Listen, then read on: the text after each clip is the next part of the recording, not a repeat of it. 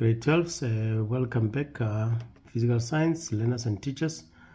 We are in another section, Doppler effect, which is normally question number 6 in a normal question paper. Hopefully by the end of this session we'll be able to answer a question related to this section. Now the section has a basis in grade 10, where now we learned about the waves, because this is divided into two sound waves and the light waves. So there's a Doppler of sound and Doppler of light. Now remember, in grade 10 we learned that sound is propagated in the form of longitudinal waves, and then whereas light is normally in the form of a transverse wave. And in light would be having the highest points here, which are called crests, and the distance between two consecutive crests is called lambda. In this case also, start of the rarefaction and the start here will be our lambda. So that's the case. Now in sound we learned about words like pitch, which is related to frequency, meaning that when we hear when the pitch changes, also the frequency changes. Also in terms of frequency, in this case would be also, we learned about the wave speed, which is this formula to say frequency and normally wavelength are inversely proportional, and that now frequency can be v over lambda. They're inversely proportional. The higher the frequency, then the smaller the wavelength. That's the case. That will help us a great deal in this case. Now in Doppler, it emanates from this to say, if I've got a track here, let's say a track, that is an ambulance, maybe emitting sound from the horn, and then I've got two listeners here along. I've got listener at point B and listener at point A.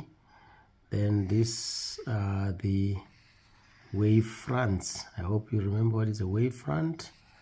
This line represents the the series of these crests. Then they form this one. I mean that from one wave front to another one, it can be also be what you call a lambda. That's the case when this the sound here emitted here is 700 hertz. Let's make an example, and one learner is standing at this point and another learner is standing at this point.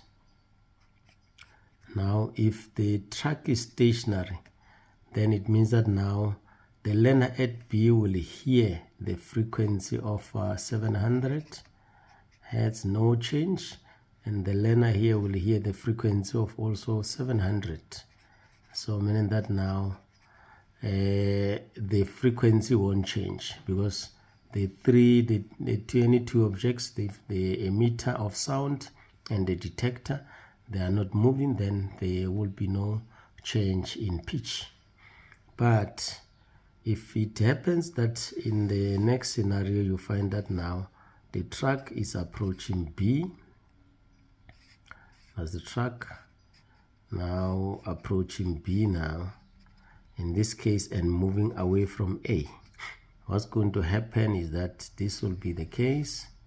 You will be finding this, which shows that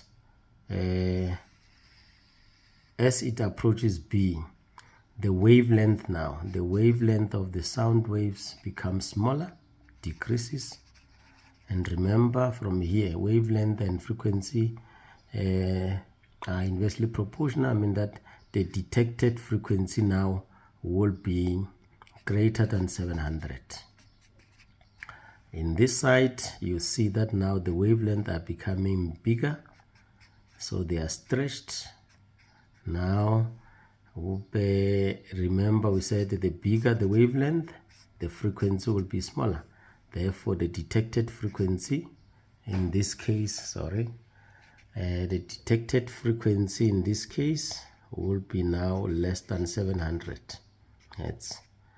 So the emitted frequency remains in this case 700 Hertz. So, but what is heard here, it will be now higher than the 700, because now as the emitter of sound is approaching the listener, then the wavelength decreases and the frequency increases. That is in the motion that is towards, then that's what happens. And then in the motion that is away, this is what happens. You'll find that now the wavelength are stretched, there the frequency will decrease. That is the case. Now, this change in frequency, which is as a result of either the movement, the motion moving towards or away, then this change in frequency is said to be now defined. We say the change in frequency of sound,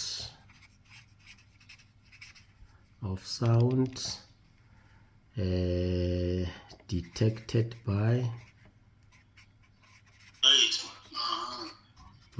the listener due to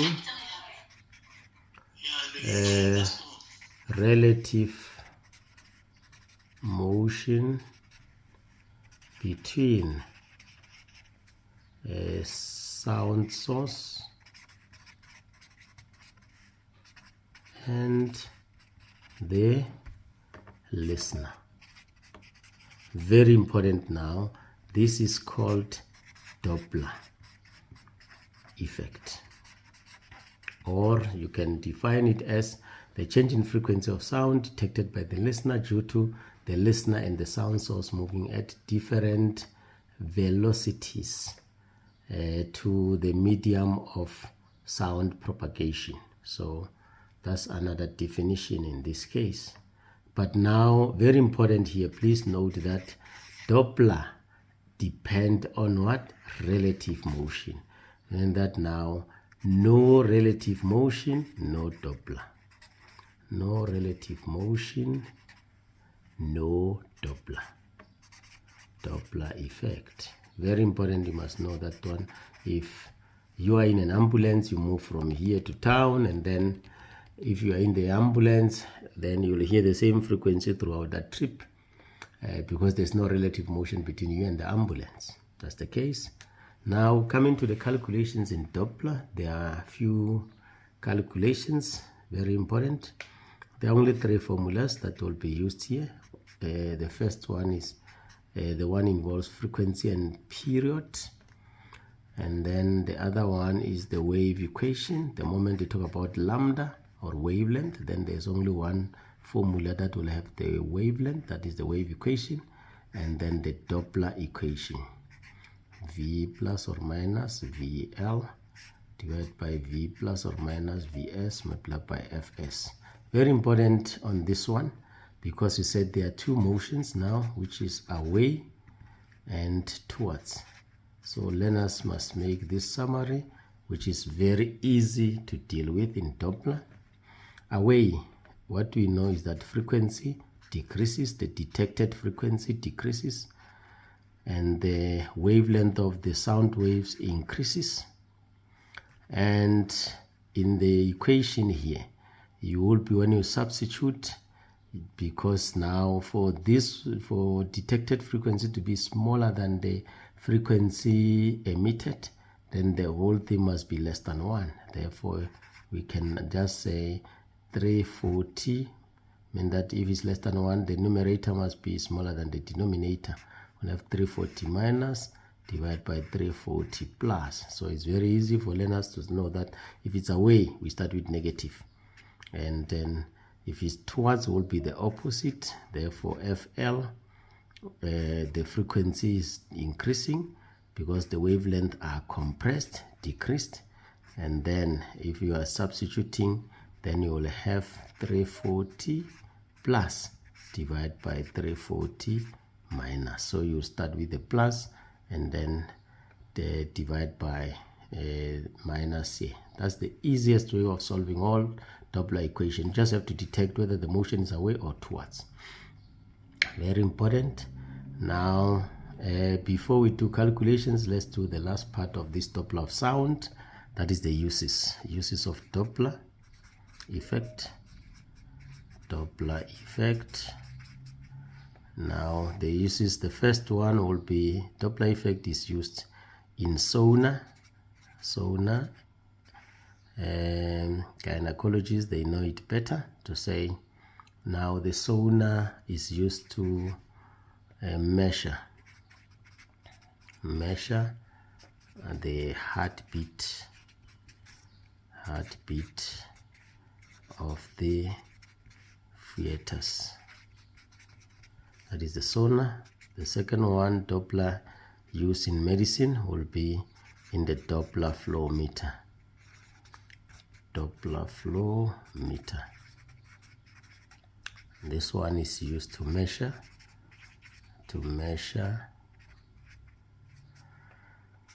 the rate of blood flow.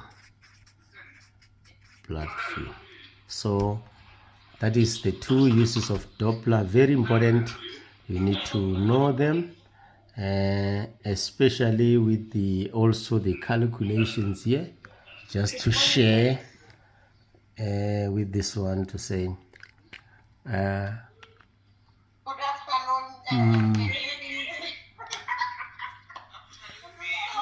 afternoon. The three formulas, then you will see that now.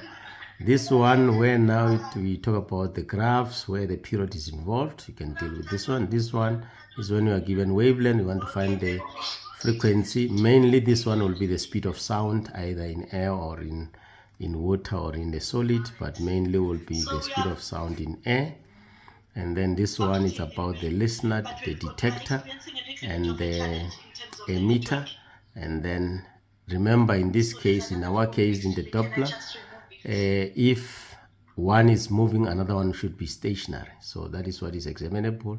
So the source, if it's stationary, the listener is moving. If the listener is stationary, the source is moving. So one of the two will be stationary. So we don't have a situation whereby both of them are moving. So that's what you should know in this case. Hopefully we'll deal with the calculations in the next presentation in this case, when I will be dwelling more on the Doppler of light. From there now we'll deal with the calculations. Remember, Doppler, it's all about the change in frequency. So test to the frequency, it changes, but it's only the detected frequency, not the emitted frequency. Thanks a lot. Until next time. No, thank you very much. Bye.